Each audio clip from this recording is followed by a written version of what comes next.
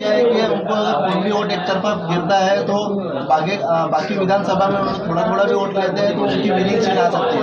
उसी तरह से आखिरी वोट का भी उन्होंने कैलकुलेशन किया हुआ है बाकी के उम्मीदवारों ने। तो आपका एमआईएम का कैलकुलेशन किस तरह से, जीत किस तरह से हासिल करेंगे? देखिए, आगरी समाज 15% है, दो उम्मीदवार आगरी समाज के लड़ रहे हैं। मुस्लिम समाज जो है वो लगभग 25% है। मुसलमान एक तरफा वोटिंग करते हैं तो क्यों नहीं हमारा उम्मीदवार जीत सकता है? कुंभी समाज का लीडर ये बोलता है कि मेरा समाज मेरा सपोर्ट करेगा तो मैं जीत सकता हूँ, तो मुसलमान को क्यों नहीं अधिकार मिलना चाहिए कि भाई मेरा समाज मुझे सपोर्ट करेगा मैं जीत सकता हूँ? मुसलमान समाज आपको वोट क्यों करे? मुसलमान समाज इसलिए वोट करे कि बैरिस्टर असद अवैसी साहब का जो धोरण है, हमें देख रहे हैं कि मुल्क में कहीं भी नाइंसाफी होती है तो सबसे पहले बैरिस्टर असद अवैसी साहब बोलते हैं। चाहे वो एनआरसी सीए हो, चाहे ट्रिपल तलाक हो, चाहे बाबरी से लेके दादरी तक हो, हर मुद्दे पे सबसे पहले मुल्क में अगर कोई रोड पर आता है तो मजलिस इत्तेहादुल मुस्लिमीन की क़यादत आती है, तो क्यों नहीं मुसलमान उनका साथ देगा? चुनावी एजेंडा क्या है? चुनावी एजेंडा हमारा यही है कि तालीम, तरक्की, रोजगार और खुशहाली, यही हमारा मकसद, यही हमारी कोशिश। हम सबसे पहले भिवंडी शहर से टोरेंट पावर लिमिटेड नामी जो प्रताड़ना है उसका खात्मा करना चाहते हैं। हमारा खासदार चुनकर आएगा तो पार्टी की संगठन की तरफ से हमारे खासदार को ये हिदायत होगी कि टोरेंट पावर लिमिटेड कंपनी को खात्मा करने के लिए क्या आप हद तक प्रयास कर सकते हैं वो आप करें। दूसरी, आरोग्य सेवा, आईजीएम हॉस्पिटल को डिविजनल दर्जे का मिलना चाहिए। ये सब डिविजनल दर्जा मिलने के बाद हमें देखते हैं कि आमदार रईस शेख संघर्ष कर रहे हैं, कपिल पाटिल संघर्ष कर रहे हैं, इलाज नहीं हो रहा है। मंत्री हैं, इलाज नहीं हो रहा है। रईस शेख सरकार में थे, इलाज नहीं हो रहा है और कुछ भी नहीं कर पा रहे। तो भिवंडी आईजीएम हॉस्पिटल को है जो है सब डिविजनल दर्जा हटा के उसको डिविजनल दर्जा का काम दिलाने का काम करें। जिस तरह से देखा जाए भिवंडी शहर में मुस्लिम बहुमूल्य संख्या ज्यादा है, वैसे में मुस्लिम समाज को लेकर क्या काम करने वाले हैं? देखिए, मुसलमान समाज पूरे मुल्क में पिछड़ा हुआ है। इस तरह साबित होता है कि मुल्क में कहीं भी झुग्गी झोपड़ी नजर आएगी तो वहाँ मुसलमान नजर आएगा। आप ये देखिए कि भिवंडी शहर में और भिवंडी शहर के अतराफ जितने ग्रामीण है सब जगह झुग्गी झोपड़ी में अक्सरियत तादाद मुसलमानों की होती है। पानी, सड़क, रोशनी, इसी के लिए परेशान है मुसलमान। आरोग्य सेवा नहीं है, ट्रांसपोर्ट सेवा नहीं है, शिक्षा नहीं है, उच्च शिक्षा नहीं है। तो ये सो कॉल्ड सेकुलर पार्टियां जो लगातार सरकार में रही है, इन्होंने क्या किया? इस लोकसभा क्या में पापड़ तल रहे थे क्या?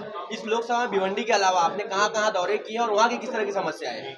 देखिए, सेम समस्या सभी जगह है। मुसलमान अक्सरियत तादाद में झुग्गी झोपड़ियों में रह रहा है। कारण है कि ये 70 साल में so called secular party Congress, NCP, Samajwadi, इन्होंने मुसलमानों का ये बोलकर वोट लिया कि भारतीय जनता पार्टी आरएसएस आ जाएगी और वो सरकार में आए, फल का है, लेकिन मुसलमानों के साथ इंसाफ नहीं किया। आप ये चुनाव मैदान में खाली समस्याओं को लेकर उतरे हैं कि अदर समस्याएं भी है? देखिए, हमारे खासदार इम्तियाज जलील पे जब मुसलमानों ने विश्वास किया, एक तरफा वोट किया, तो खासदार इम्तियाज जलील साहब जब खासदार बने तो पिछले 5 साल में उन्होंने इतना काम किया कि न सिर्फ उस लोकसभा मतदार क्षेत्र का पिछड़ा समाज बल्कि हिंदू समाज भी उनके साथ में कांधे से कांधा मिलाकर प्रचार में काम कर रहा है। तो ये मजलिस इत्तेहादुल मुस्लिमीन का धोरण है जो बैरिस्टर असद अवैसी साहब ने तेलंगाना स्टेट से शुरू किया था, वो पूरे मुल्क में फैल रहा है। शराब भाई, आपको अगर चुनाव लड़ना ही था तो आखिरी तारीख तक के आप लोग चुनाव प्रचार में नहीं कहीं नजर आए, और जब आपने फॉर्म भी भरा तो मात्र 5 से 6 लोग जो है आपकी पार्टी से गए। तो आपकी पार्टी में 100-200 कार्यकर्ता भी नहीं है भिवंडी शहर के। देखिए, सबसे पहली चीज तो AB फॉर्म 9:30 बजे हाथ में आया। 3 बजे तक फॉर्म भरने के आखिरी टाइम था। बहुत से डॉक्यूमेंट कैंडिडेट के कंप्लीट नहीं थे, जो कंप्लीट करना था। जुम्मा का दिन था, इसलिए सभी कार्यकर्ताओं को बुलाना मुनासिब नहीं था।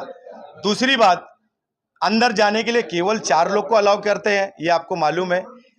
4 घंटे में रैली ऑर्गेनाइज नहीं की जा सकती थी। रैली और रैला क्या होता है ये आप आने वाले वक्त में देख लोगे। बाला मामा हो या दूसरे उम्मीदवार हो, ये क्या कर रहे थे पिछले 5 साल? कहाँ थे? टिकट मिलने के बाद ही मैदान में आए ना। उससे पहले ईद, बकरा ईद, दीपावली के बैनर सिर्फ लगाते हैं। काम क्या है बाला मामा या दूसरे उम्मीदवारों का? काम बताइए ना आप। चुनावी मैदान में आपकी एमआईएम पार्टी को अगर उम्मीदवार खड़ा करना था तो फिर AB फॉर्म देने में देरी क्यों हुई?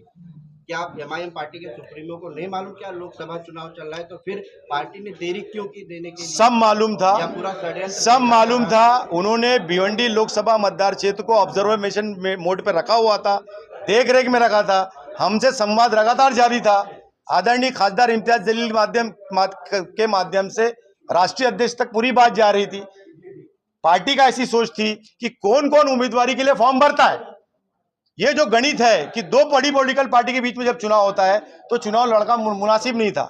जब कई बड़े लोग चुनाव लड़ते हैं तो ऐसे गणित में वो वोटर जो हमेशा परेशान रहा है इन लोगों से, वो हमारी तरफ कन्वर्ट हो सकता है, और ऐसा होता आया है। आप देखिए औरंगाबाद उदाहरण है। कुछ पार्टियों द्वारा आपको बीजेपी का सपोर्टर कहा जा रहा है, वोट काटने का एक पार्टी कहा जा रहा है, इसको किस तरह देखते हैं? देखिए, जब से 2014 से मजलिस इत्तेहादुल मुस्लिमीन रियासत तेलंगाना से महाराष्ट्र स्टेट में आई है, पूरे इंडिया में फैल रही है। हमारे हजारों नगर सेवक बन चुके हैं। बिहार में 5 MLA बने, स्टेट में हमारे 1 खासदार बने। ये बातें वो बोलते जा रहे हैं, लेकिन मुसलमान अल्हम्दुलिल्लाह बरिस्ता सदावसी साहब के साथ आते जा रहे हैं। आप बार बार मुसलमान का जिक्र कर रहे हैं, आप सिर्फ पूरे समाज को लेकर चुनाव लड़ रहे हैं, सिर्फ मुसलमान के लिए लड़ रहे हैं? तो ये बात अखिलेश यादव से क्यों नहीं पूछा जाता? ये बात जो है तेजस्वी यादव से क्यों नहीं पूछा जाता? ये बात नहीं, वो क्यों उनकी राष्ट्रवादी भी है, समाजवादी भी है, नहीं कई पार्टियां ये हैं, आप सिर्फ मुसलमान के साथ नाइंसाफी हुई है, इसलिए ये बात बोलना गलत कैसे हो सकता है? मुसलमान के साथ में so called secular political front ने, कांग्रेस, एनसीपी, समाजवादी को, जो मुसलमानों ने इस विश्वास के साथ वोट डाला कि बाबरी मस्जिद के ताल्लुक से इंसाफ करेंगे, एजुकेशन में अच्छा काम करेंगे, आरोग्य में अच्छा काम करेंगे, इन्होंने तो नाइंसाफी किया। तो मुसलमान क्यों ना मुसलमान लीडर को कबूल करे? गलत क्या है इसमें? संविधान ने इजाजत दी है ना उसकी, गलत क्या है इसमें? भिवंडी लोकसभा 23 में आपकी लड़ाई किससे? देखा जाए तो बीजेपी और एक तुतारी मायावती। हमारी लड़ाई आरएसएस से है। ये आरएसएस के जितने एजेंट है जो जीत के जाने के बाद मुसलमान वोट लेके, जिस तरह अबू आसिम आजमी ने शिवसेना का साथ दिया था, जिस तरह रईस शेख ने महाराष्ट्र की असेंबली में शिवसेना का साथ दिया था, उसी तरह ये शरद पवार, ये बाल्या मात्रे कल बीजेपी में जा